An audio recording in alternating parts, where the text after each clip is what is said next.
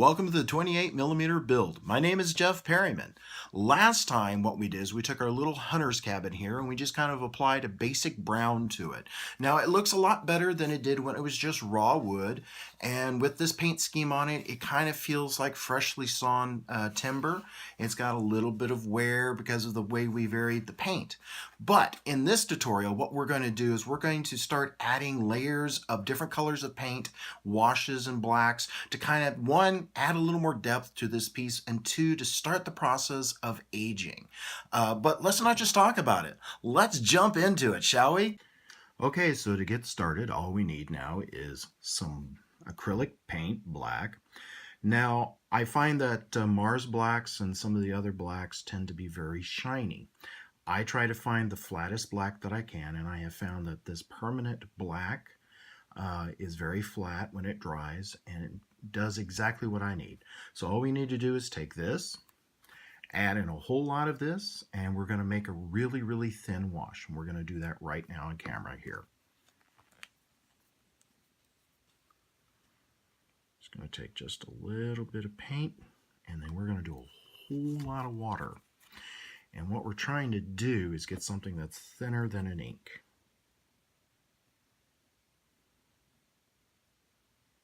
And we will use a lot of this. So this is a lot of trial and error.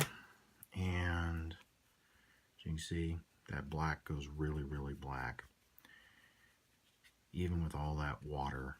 And that's one of the reasons I really like this paint. And it's a warm black. It's hard to see on camera, but it's not like a black black. It's almost like a brown, a really dark brown black. And that's the other reason I like this permanent black, is the warmth that it gives. So I'm going to kind of play around with that there. And I think maybe just a titch more water. Nice thing with this black is you really can't add too much water to it, but we are going to go through a lot of this. So I want to mix up a bunch anyway. Okay, so there you go. Lesson 101, how to make black. Ooh, ah. All right, so the next step after we've made up all that lovely black is I'm going to apply it to the wood. Now, get my hand out of the way here. I'm going to go ahead and put it to the underside of this roof to put it in these joists. One, kind of test and get a feel, because it's been a while since I've done this myself. And two, if it kind of is too strong or is too thin, it's someplace that it really doesn't matter.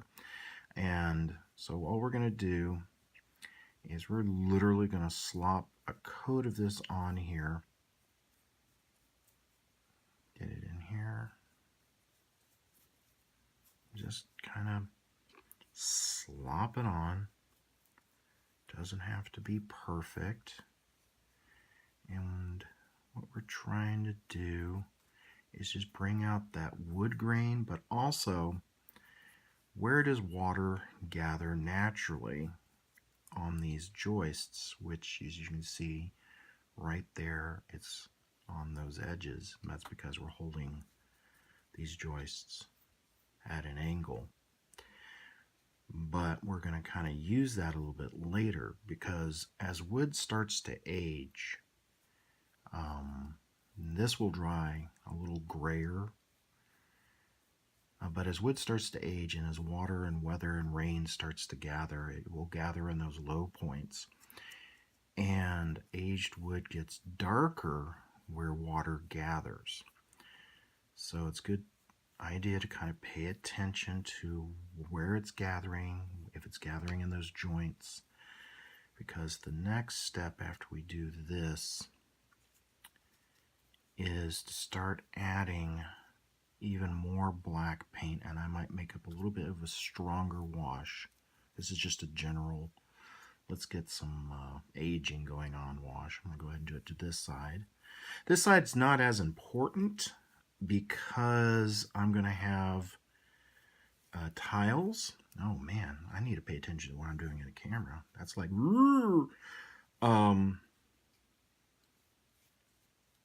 so if I want to have some missing tiles, this is nice to have this color on here, but not as important. Let's make sure we get it everywhere. sometimes if you want to leave those spots like I just covered up untouched, that looks good too. So the wood already now has a little more depth to it, just simply because we've put on a wash, which, you know, if you paint miniatures at all, you know the value of doing shading this way. And this is just kind of just shading the wood a little bit. But I'm putting it on sloppy because weathering doesn't happen evenly. And there's one of those blotches where I got the glue, too much glue, and didn't sand it out. You can see that right there, but we can take care of that later. It's in a good spot. So what I'm going to do right now is I'm going to do this all over this building because it's going to be aged even on the inside. But after that, we're going to apply a lot more of this to the outside than we are to the inside. And the reason for that is because obviously the inside's not going to be as affected by rain and weather and sun as much as the outside is. The inside will not age as fast. So we're just going to do a little bit of this in there to get the depth of the shading. There we go, just kind of really just, and see, it's hard to see, but see how it's gathering down here at the bottoms? That's something we're going to enhance a little bit later. This is really horrible camera work by me, boys and girls. I am so sorry. I'm trying to pay attention to what I'm painting and not paying attention to my camera work. And this is one of those things you can only kind of do once. So even in editing, I can't fix this. But you get the general idea of what I'm doing. I'm going to go ahead and finish this up off camera, and we'll come back when I'm done. Okay, I'm back after slopping all that black paint on here, and as you can see, it's added a lot more depth to this wood. It has darkened it up. That's one of the reasons when you paint your base color, you want it a lot lighter than the color that you want to end up with. And just because of the sloppiness of how I'm painting this stuff on, as well as just the variations of the wood itself, you can see that there are a lot of areas that look a little more aged than some. So I don't have a lot of my mixture finished, but the next step that I generally do is I'm going to come in here and figure out where that water is going to come down and rest. And of course, it's generally always at the bottom of these boards. I'm going to add a little more paint to my mixture here and rub in some water so that it's a little thicker, so that I can get, and I'm letting capillary action, and I will also pat it with my finger. Sometimes if a piece is too dry, I'll dip my finger in water and I'll just kind of tap it, and as you can see, it drags that black paint around in this case. And that's okay because the wood's going to weather differently in different areas, and that's okay. Just kind of hit the bottom of these boards and let it just kind of soak up through the grain. Little science here, and a little capillary action. And I'm going to do the same to all these beams, and definitely across this build plate that I did, this base plate. But I'm just going to think about everywhere that water is going to sit, and I'm going to add more black, more paint. Some areas are going to get more than others. Sometimes it's up in here, so I kind of dot randomly in here, which is going to help. Remember that glue? There we go. We're going to cover that up a little bit. We'll cover this up here where the glue has not been cleaned up properly by me. And I'm sorry if I'm talking this very low voice here. But as you can see, we're just kind of adding some age, and boards will go black sometimes. Okay, So I'm going to do some more of this off camera. And when we're ready, we're going to probably have to let it dry a little bit because the wood's going to start getting really, really wet and it's going to start loosening my glue again. Now, fortunately, down here it's not glued, so I can kind of get away with working it a little more heavily. And don't be afraid to have some areas that are just black. Like here, I'm just going to go a little bit straight paint here, and I'm going to, water's been gathering here, and this board over here has been, for whatever reason, getting a little more water on it.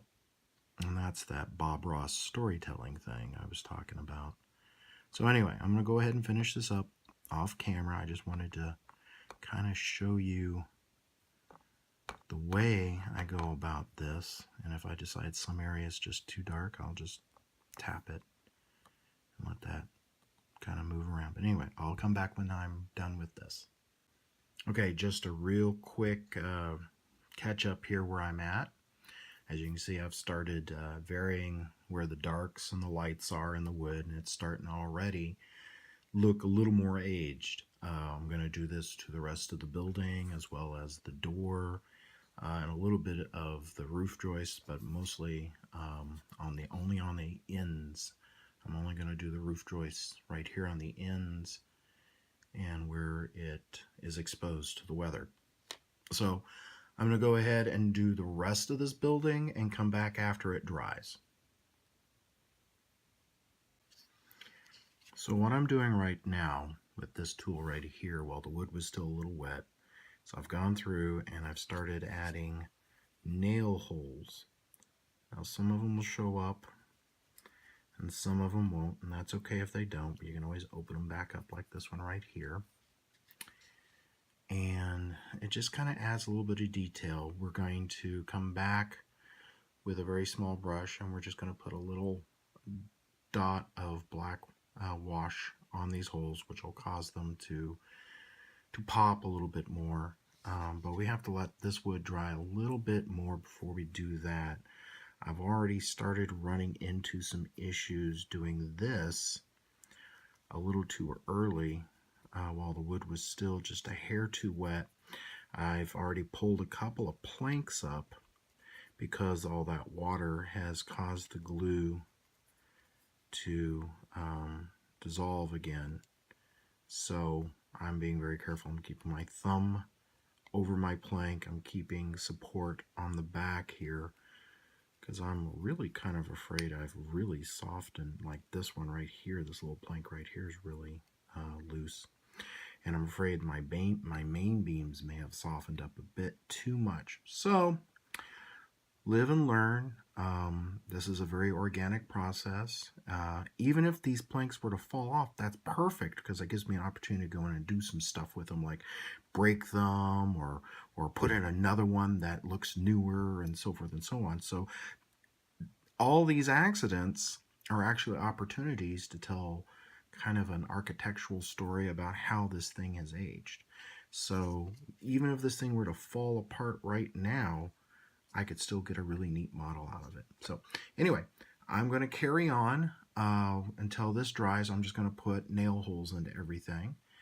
And then hopefully this will all dry up and we can come back and I can show you some of the other things that we're going to do to this. Now, when this dries, this is not going to be as black and all this detail will probably go away. I may have to put black on this more than once to get what I want in here. But as I do, I'll limit it more and more to just the edges and not go out here into the boards. I might get where the boards intersect beams. Intersections like this one right here are really good places to put that black wash. And this will actually gray out more as it starts to dry. So we'll come back a little bit later and I'll show you that. Okay, so here it's dried a little bit more and you can kind of see some of the weathering of the blacks that we've added. I've also, I don't know if you can see this on camera, gone around the whole thing and started adding these nail holes. And I'm going to accentuate these with a little more black, a little more weathering here and there. Now that I've seen how it looks when it's dry, I now know where I want to add some more black. Excuse me. A little more black here and there. And then I'm also going to accent these nail holes. So I'm going to see if I can do that right now for you, just so you can see what I'm up to. I'm not going to actually paint. Let me get a pair of glasses on here. I'm not actually going to paint the holes, but I'm going to put a drop of paint near the holes and let capillary action suck that paint into the wood, and those holes become accented.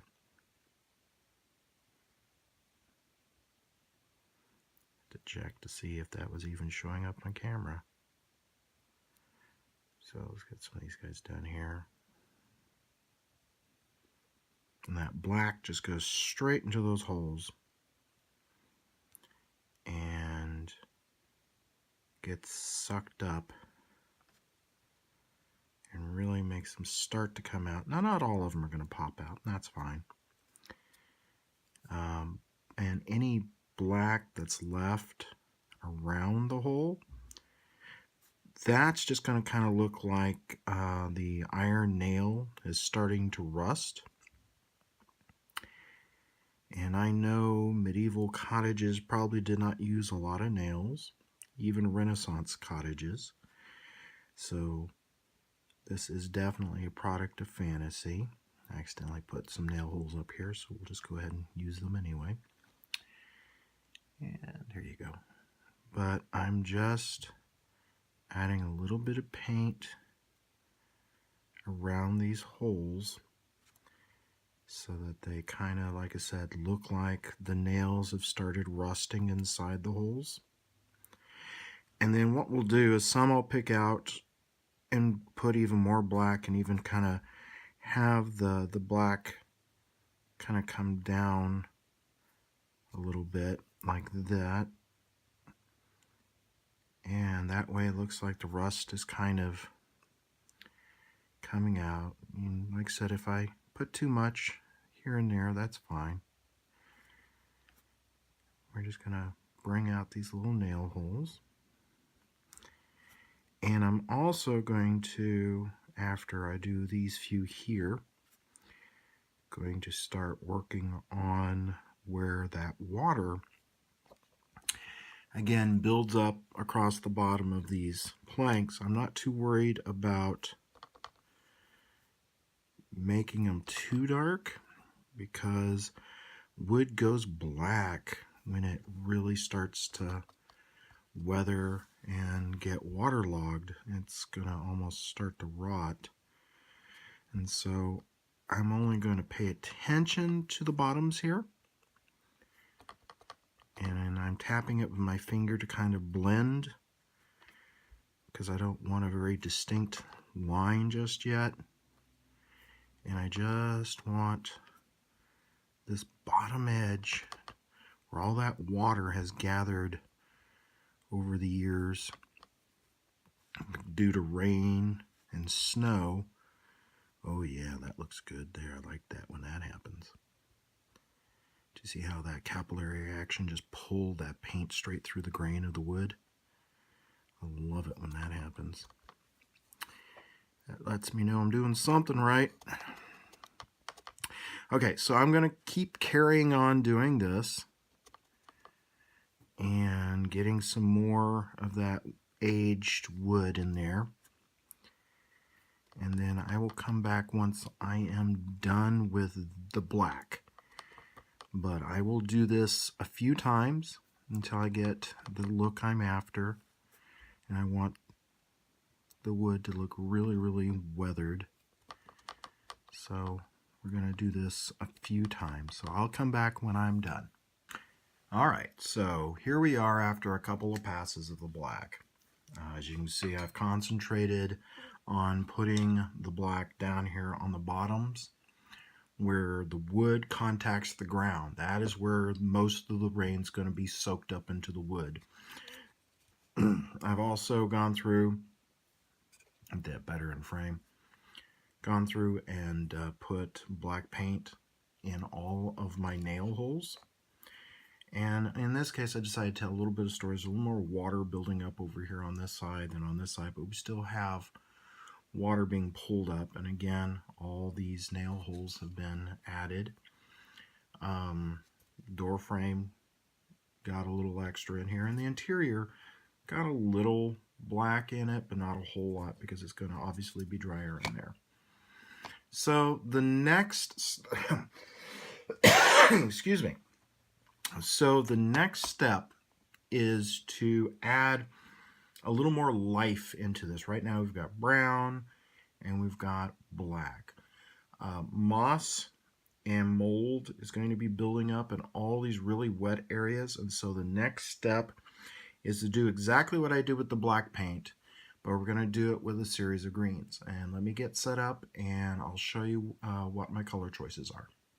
All right, I'm a Games Workshop guy, so I have a lot of Games Workshop paints laying around, and so what I'm doing is I'm trying to pick some colors that are really mossy. I've probably gone through some of my others. I'm out of those, so these are the ones I've got for this project. And what I'm going to do is I'll probably start with a dark, more likely the Lauren Forest, and I'll do exactly what I did. I'm going to go around all the base of the building here with that green, and just kind of getting in there and tapping with my finger as well. And then when that dries, I'll pick a little bit of a lighter color. And let's say I went with the green up to these nail holes here. Well, with the lighter color, I only go about halfway up. And then I'll go a lighter color, and it'll just be on these very, very tips in here. And I'll get the mold wherever I think it would gather, like in the corners down here, maybe underneath this eave, definitely across the bottom here. The door a little bit differently because there's going to be wear through here, so I'm going to put it around the edges here, but not so much here. I might have a little gather in the corners, but not as much because this is a well-used area. Now, you don't have to do this particular step, but I find that it adds just a little bit of life to have that green just run right through there, and maybe occasionally across the top or on these main beams. So what I'm going to do is I'm going to get set up, and we'll start that, and then I'll show you just how I get started, and then I'm going to go through and do the whole building and show you the finished result. Okay, just like the black, what I've done is I've added a little bit of paint and added a lot of water. In this case, not as thin as the black, so that it'll actually kind of stand out and show. And this is going to be a layering process where, just like with the black, I'm going to be adding the green. And, you know, occasionally I'll just, because I got a little green on my finger, I will tap in random places just because I think this green makes the wood come to life and just adds a little color to the project. Now what I'm going to do, as you can see, I'm being kind of liberal with the green. So I add it in here and put it onto this shack. And of course I can't seem to form words and paint at the same time, but this will kind of dry, and you won't really see this green once it's dry, unfortunately. It's a really good green too. So what I'll do is I'll do it in layers. Put a little back up here in the tops. Like I said, I'm patting it with my finger, and so I get green on my finger, and I'm just going to just kind of put that in various places. And I'll do a couple of passes of this green, and then I will lighten it a little bit here and there. So I'm going to go ahead and go through the whole process here, and I'll come back when this is finished. Here I am just adding a little bit of this lighter color here and there. It makes it look like wood is starting to rot. And moss is starting to take over, and I can come back with a little bit of flocking and even add to this illusion a little bit. Now, don't worry if it's just a hair too bright when you put it on. As long as you choose colors that complement and blend well with one another, it's going to dry. And I really wish it looked as wet all the time. But it'll dry, and it'll give you a nice little mossy fungal look.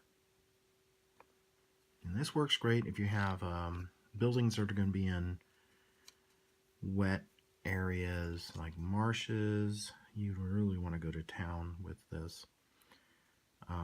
Obviously this won't work for more arid climates that you're trying to replicate, but for my little fantasy, medieval, renaissance-y type world,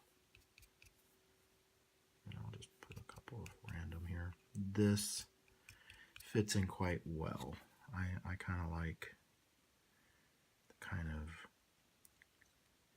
gothic rain, forest and woods that you can get. And this thing's going to look like it's falling apart a little bit when I'm done with it. I may knock out one of these boards and do some different things, but for the most part, that's how you will do your woods. The only other thing I'm going to do for detailing is I might take some of these mossy colors up a little bit more and paint some, get some like burnt sienna and paint some rust on some of these nails here and there, just to kind of weather this thing up a little bit more. But other than a few little highlights here and there, and of course I've got to do the roof and the door, but other than a few odds and ends, this is pretty much it for the wood at this stage. There is another stage where I am going to come back in and lighten some of these boards so that they feel a little more worn and bleached. I think I'll work on this window frame a bit too, but we'll come back to that in a little bit. Okay, with a couple extra washes of the green, and I mixed up some whites to selectively paint on a couple of boards here and there with very, very thin washes. I think that we've got the woods pretty much where I want them. We've got some nice weathering where the water is gathered. We've got some nail holes. I still need to go in there and add some rust here and there where the nails have started to oxidize. Our door is looking properly like it's about ready to fall apart. We've got some nice weathering where the water is gathered here at the tops. And that's the other thing, is just you need to really think about which side the sun's going to be hitting so that that side might be bleached a little bit more. Like here I need to probably come in here and add some more weathering to these pieces here. But I think that I'm really, really happy overall with the look and feel of this. Now there will be a little bit of dry brushing of a gray on this. I mean, just very much a hint, like just mostly on the corners as we go into the next phases. But as far as doing wood on a hunter's shack, I think for the most part, this has got it. So the next steps will be making shingles out of watercolor paper to put on top of this. I think I'm going to go with either a terracotta or a blue slate. I know it's a bit fancy for just this old shack in the middle of nowhere, but I'm having fun with this. And then after we finish the shack or the cabin, we're going to start concentrating on this base. And we'll start painting the rocks. And this is covered with Mod Podge. I just carved this out of the foam. This is just pink insulation foam, which think pink foam that you put in your walls here. This is what I can get in Arizona. I think the blue stuff is actually better, but this is what I can get in Arizona. And all I've done is just the typical, take your pencil and draw out your rocks, then really get in there and embed it. I probably should have cut it with a knife, but for what I needed a nice smooth floor because it was going to be worn, along with this front step. And then these are foundation bricks or stones So these can be treated a little bit rougher, but what we'll do is we'll paint this. And then one of the techniques I've started getting into is taking grout, real grout, and putting into these lines, wiping it off, adding a nice thin water alcohol solution to activate the grout. And then you have nice mortar in between all your bricks. And then the rest of this we'll just do in traditional sand, paint, and flock. So that won't be too out of the ordinary, but once we do that, we can get this whole thing put back together here. We'll have a nice finished little piece. So until next time, we'll come back and we'll do the shingles. I think that's it for the wood. So thank you very much. If you enjoyed this video, if you liked any of the things that we're doing, if you found any of the information useful, please like, share, get your friends to come check it out and share. I can't do this without you guys. Thank you very much, and I hope you enjoyed this first tutorial of the channel. Until then, this is the 28mm build, and I am Jeff Perryman. Take care.